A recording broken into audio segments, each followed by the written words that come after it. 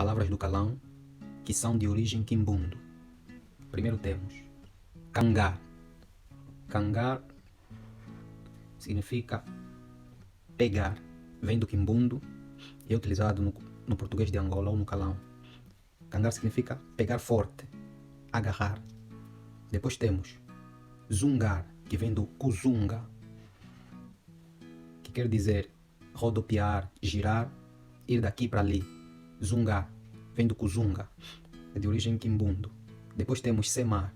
Normalmente são as mulheres grávidas que têm diversos desejos. Então, semar vem do quimbundo, que significa kusema. Kusema é capricho. Alguém que é muito caprichoso, que deseja muita coisa. Depois temos dizumba.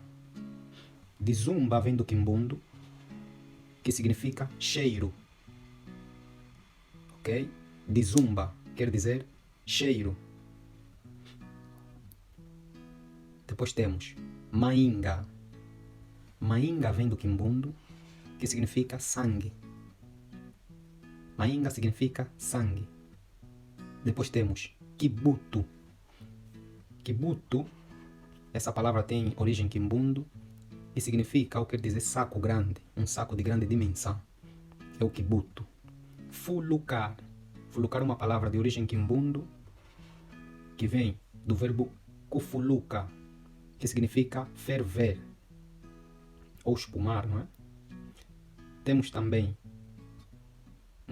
o termo kunar. Kunar vem do verbo kukuna, que quer dizer semear. Então, kukuna significa semear. Então, os angolanos utilizam no calão kunar, que é uma palavra de origem quimbundo, que significa semear. E por último temos tambi. Tambi significa óbito. Fui no tambi, fui no óbito.